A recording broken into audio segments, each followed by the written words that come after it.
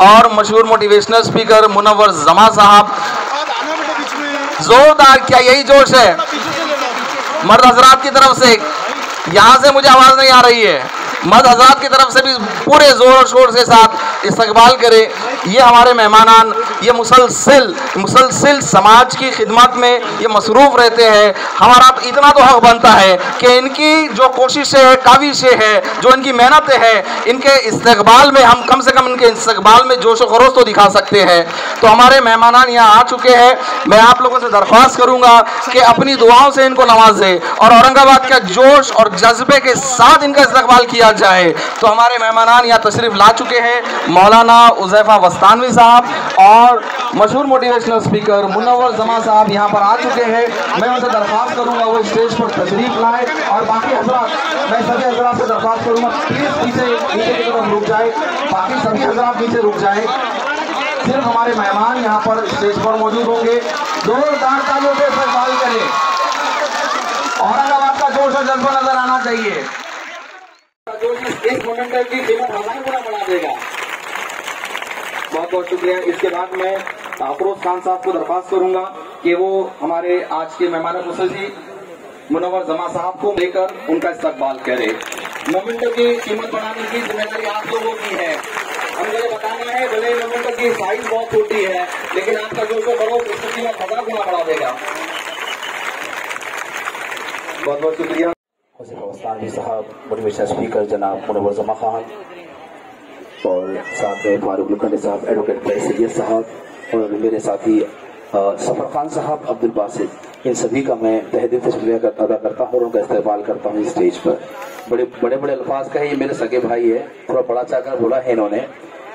کوئی بھی جو کام ہوتا ہے اس کے پیچھے ایک شخص نہیں ہوتا ہے، اس کے پیچھے کئی ہاتھ ہوتے ہیں. اور یہ سراسر ناانصافی ہوگی. یہ جو آپ یہاں پر ساری چیزیں دیکھ رہے ہیں یہ کئی لوگوں کی کئی دنوں کی محنت اور کئی لوگوں کی سوچ، کئی لوگوں کے ارادے اس میں شامل ہے. میں خاص طور پر خصوصی طور پر میں بہت شکریہ ادا کرنا چاہوں گا اور میں شکریہ ان کا ادا کرنا چاہوں گا آپ سب لوگوں کی اور سے. جناب سفر خان صاحب جن کا ایک بہترین آئیڈیا ہاؤس آف وزڈم ہمارے ساتھ جڑا، میں اتنا ہی شکریہ ادا کرنا چاہوں گا. جناب قاضی عبد الباسط صدیقی صاحب کا، میرے ساتھی اس ایونٹ کے کو آرگنائزر جنہوں نے بہت محنت کی دن رات انہوں نے اس پروگرام کو کھڑا کرنے میں. میں اسی کے ساتھ ایڈوکیٹ فیض سید صاحب کا بھی شکریہ ادا کرنا چاہوں گا کہ جنہوں نے ہمارے ساتھ یہاں پر ایک آواز پر لبیک کہا اور ہمارے ساتھ شامل ہوئے. اور ایسے کئی لوگ ہیں ان کے میں نام اگر لینے بیٹھوں تو یہ وقت بہت ضائع ہو جائے گا. اور میں بالکل بھی، حالانکہ میں بھی پروفیشنل سے اینکر ہوں، مائک چھوڑنا نہیں چاہتا لیکن منور زما صاحب کے اور آپ کے بیچ میں آنا نہیں چاہتا. تو بس چند الفاظوں کے ساتھ میں اپنی تقریر کو ختم کر دوں گا.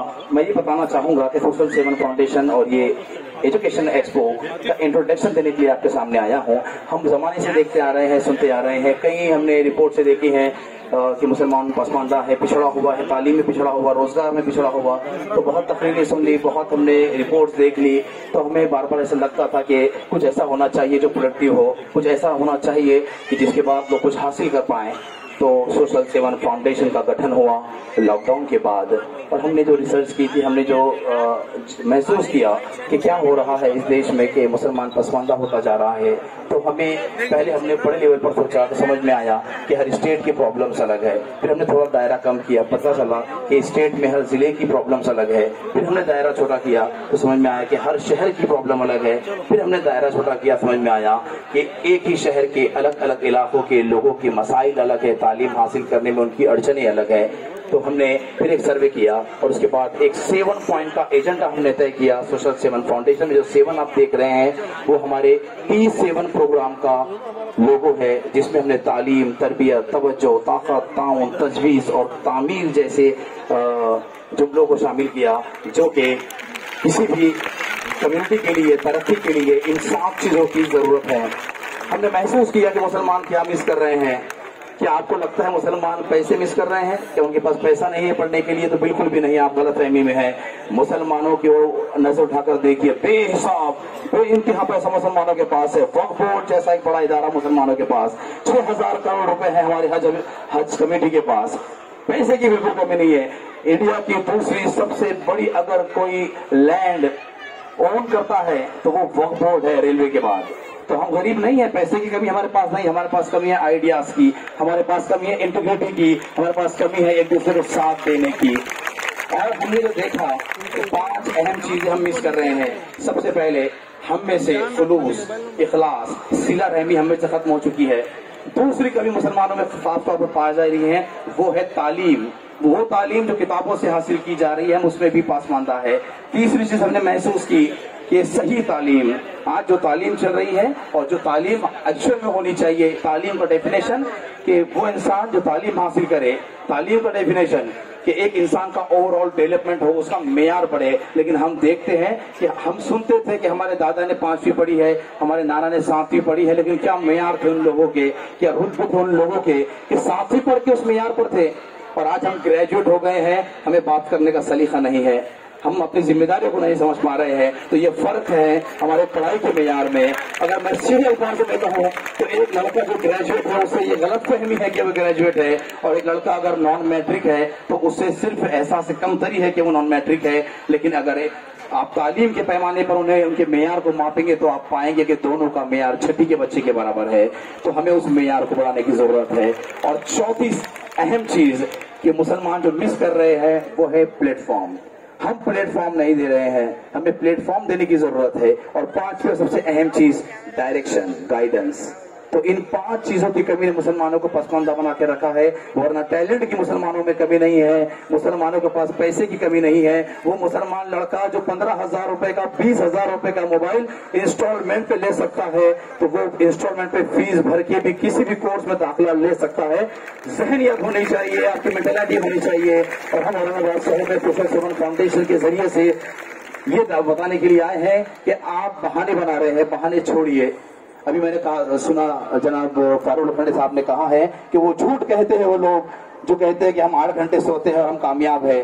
बिल्कुल मैं इत्तेफाक रखता हूँ उनकी बात से कि झूठ है ये बात जो कहते हैं कि हमारे पास पैसे नहीं है इसलिए हम जो है तो पढ़ नहीं पाए।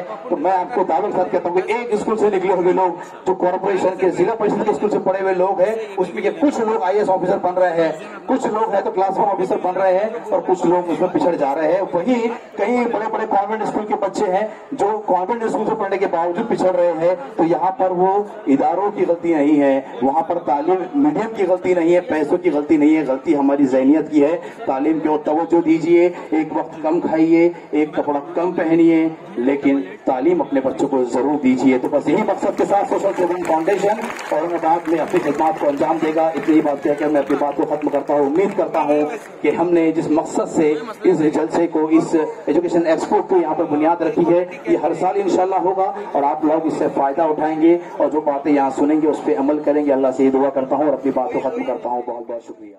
होती है या फिर वो अच्छे से अपनी बात को रख नहीं पाते हैं, कम्युनिकेट नहीं कर पाते हैं। एग्जैक्टली बोले तो कम्युनिकेशन में उनको प्रॉब्लम होता है। दूसरा, वो बच्चों के साथ जो प्रॉब्लम होता है वो उनके अंदर इमोशनल और सोशल इश्यूज के ताल्लुक से प्रॉब्लम होता है। यानी बच्चे आसानी से लोगों में घुल मिल नहीं पाते हैं, दोस्त नहीं बना पाते हैं आसानी से।